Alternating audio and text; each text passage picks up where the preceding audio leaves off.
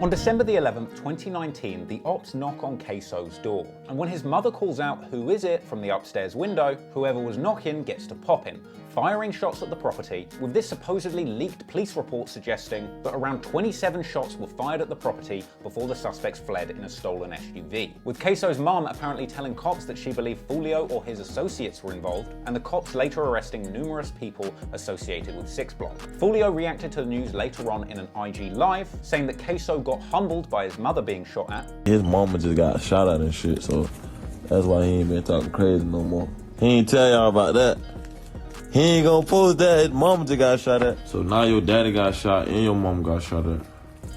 And your brother died in front of him. Fuck him. And while clearly not one to allow any kind of disrespect on his name, within a month, KSoo was back on the scene retaliating. Initially with music, releasing the track Bang It Out on January the 5th, 2020, where he dissed 5 or 6 dead ops, including Bibby showing the Vancouver Grizzlies Bibby jersey that seems to have become iconic in this beef, as well as dissing Foolio's other fallen friends Kendre and Dirk from that album cover, and dissing several other KTA-affiliated rappers like Y&R Mookie, Slugger, and Cho, with Foolio clapping back and dissing Ace and KSoo on his response song In the Air that dropped a few days later. On that, Foolio said that KSoo's dad is a snitch, he dropped lyrics that refer to shootings at intersections, and saying that he's smoking 2 of the 3 people that passed away in that car with Ace. And well, less than a week after that, it would appear that KSoo and the ATK guys were getting busy, because on January the 15th, 2020, just 1 day shy of the year anniversary of the killing of Boss Goon, KSoo's brother, it's alleged that KTA member and close friend of Foolio, Charles McCormick, aka Lil Buck, was tailed by KSoo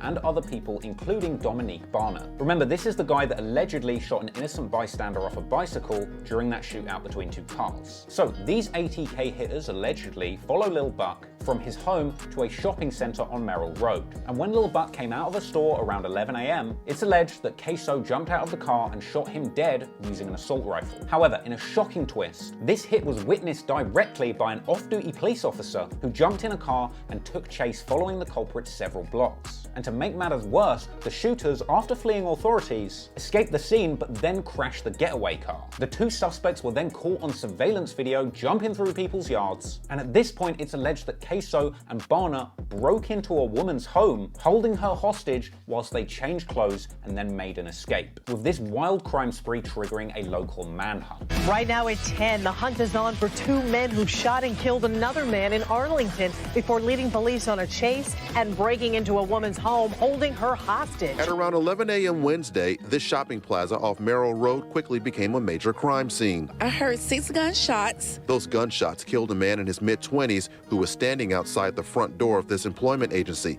Police say 2 men in a gray car pulled up and began shooting him. Some of the shots went through the window of the agency. A surveillance camera from another neighbor's house records the suspects running through backyards and hopping over a fence to avoid capture.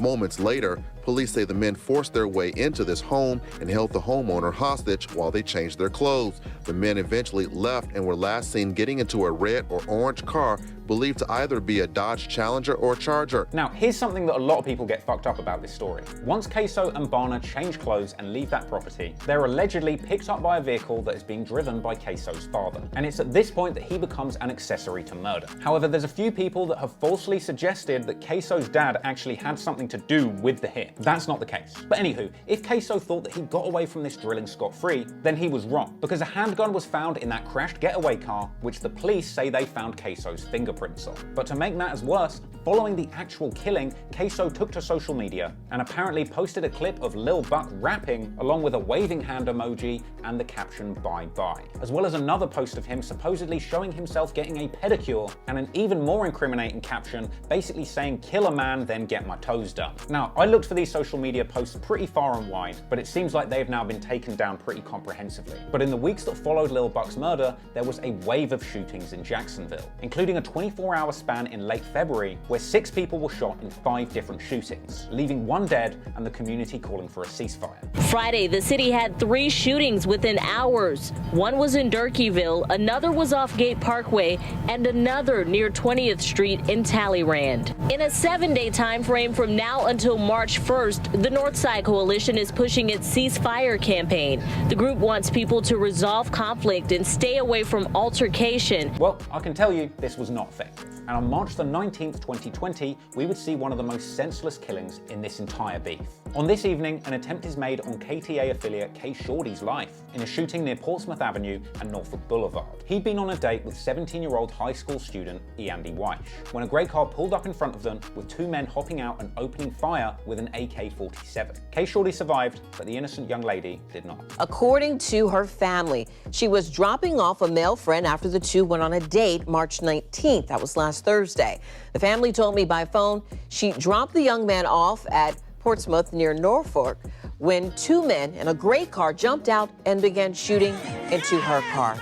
KSoo posted a picture of the woman with a caption saying that the beef is now personal. However, two suspects were eventually arrested for this murder, Roland Ball and Xavion Porter. Almost a year went by after the death of 17-year-old Andy Weish. Finally, her family has the answers they've been looking for. Police arresting 21-year-old Roland Ball Jr. for murder and a 16-year-old for conspiracy charges. Now, I wish I could say that Miss White was the only female to have caught a stray in this feud, but a few months after this, Fulio's girlfriend also got caught in the crossfire in an incident where the ops apparently shot up Fulio's car and she caught a bullet in the hand. Your girl got shot? Is that My right? car got shot up. Your car got shot and your girl was in the car, right? Yeah, I wasn't in the car. She was driving the car. Did she get hit?